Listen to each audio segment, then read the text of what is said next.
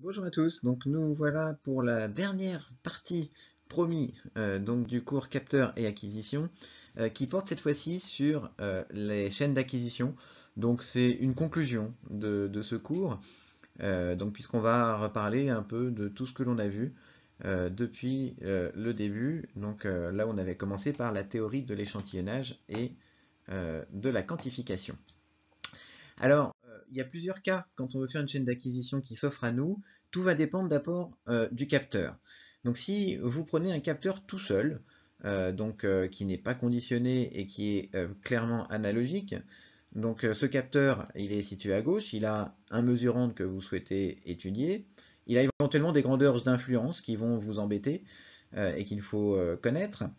Eh bien, ce capteur-là, il va falloir dans un premier temps mettre un étage de conditionneur. Donc ça, c'est dans ce cas-là l'utilisateur qui doit faire son propre étage de conditionneur et qui doit l'intégrer à sa carte électronique. Donc lorsqu'il va faire la synthèse de son projet. Un exemple de capteur non conditionné, c'est le capteur de température LM335, qui en réalité est une diode Schottky, que vous avez déjà utilisé lors du TP au premier semestre pour faire toute la partie contrôle en température du boîtier. Donc c'était une diode, il a fallu la polariser, donc faire la conversion ensuite de tension, qui est la tension, si vous vous rappelez bien, de seuil de la diode qui varie très peu autour de cette tension de seuil moyenne.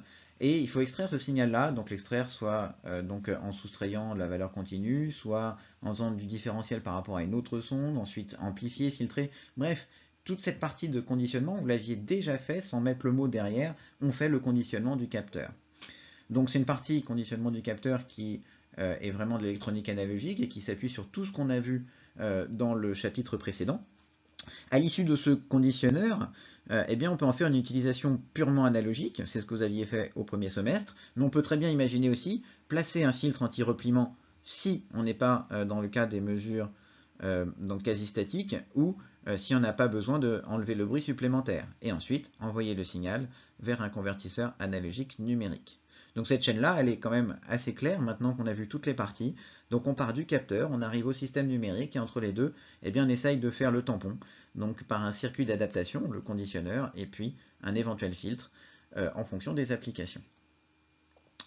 Si maintenant on a un capteur intégré, donc le capteur intégré, je vous rappelle qu'il possède déjà des étages de conditionnement ou de préconditionnement en interne. Donc un exemple de capteur intégré de température, c'est le MCP 9700. Ce capteur de température, il a un mesurant dans l'entrée et il a des grandeurs toujours d'influence, ou une grandeur d'influence, ou pas, hein, mais ça c'est à l'opérateur de regarder sur la datasheet.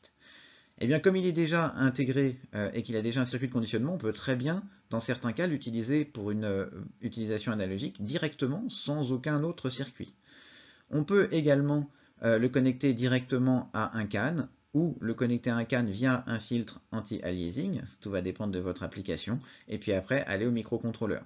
Alors attention sur la figure du bas, là, le MCP 9700, il est connecté directement non pas au microcontrôleur, mais à l'entrée de conversion analogique numérique du microcontrôleur.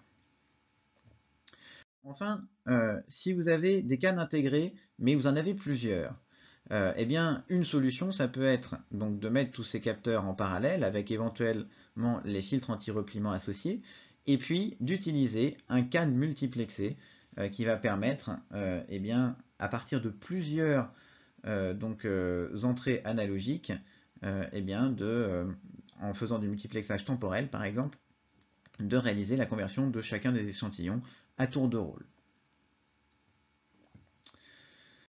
Si vous avez des capteurs intelligents, donc ça ce sera la suite du cours en quatrième année, parce que ça fait plus appel à de l'informatique industrielle mélangée à des capteurs, donc il faudra attendre le cours d'informatique industrielle, et bien là c'est quelque part plus simple d'un point de vue de la chaîne, puisque vous avez votre capteur qui est directement interfacé par votre microcontrôleur, et puis vous pilotez le capteur à partir du microcontrôleur, vous récupérez les informations physiques directes, et donc vous avez moins de traitement, on va dire, à réaliser. Là, c'est plus de la partie informatique industrielle qu'il faut mettre en œuvre.